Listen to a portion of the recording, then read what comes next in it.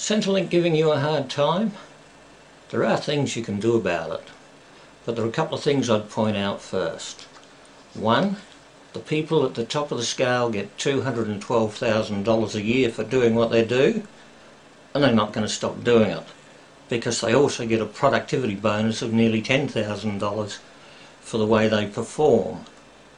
Secondly, there are people in Centrelink who think it's their God-given right to stomp on you.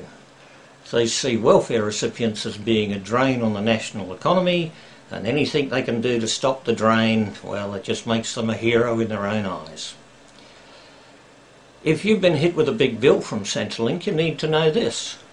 Centrelink, on average, gets between 200 and 250,000 payments a year wrong. It's their fault. And because it's their fault, there's a 6-week limit on how much they can hit you for. If you gave them the correct information and they did a data entry error that gave you overpayments, you only have to pay the last 6 weeks.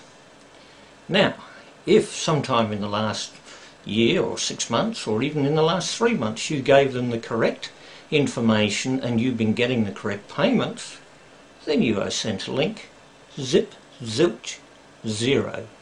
Nothing. You could be one of those people who is being prosecuted by Centrelink. So I would advise you to embed some information into your case that may persuade the Crown Law Office to settle out of court.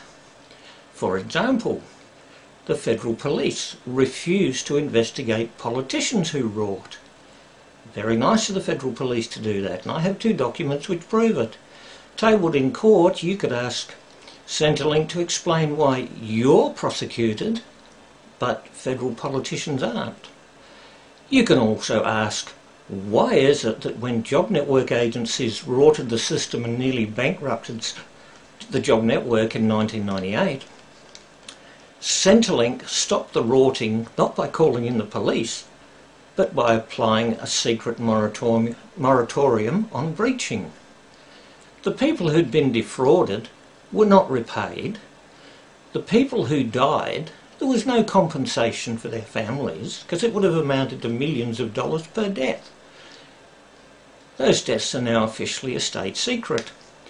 Not the sort of thing that Centrelink would want bandied around in court. The Federal Police even refused to investigate those deaths, and there's some very flaky circumstances surrounding why they decided not to do that. Again, something that they wouldn't want paraded in court. My advice to you is to stick up for your rights. If you have got a bill from Centrelink and you know that you gave them the correct information, complain. Ask to talk to somebody from Centrelink's Fraud Investigation Unit so that you can complain against the people who are hitting you with the bill. Complain to the Commonwealth Ombudsman's Office. You can even complain to your local police station that Centrelink staff are misusing their lawful authority to defraud you of money that you don't owe Centrelink. If you weren't told about the 6-week rule, they are hanging themselves out to dry.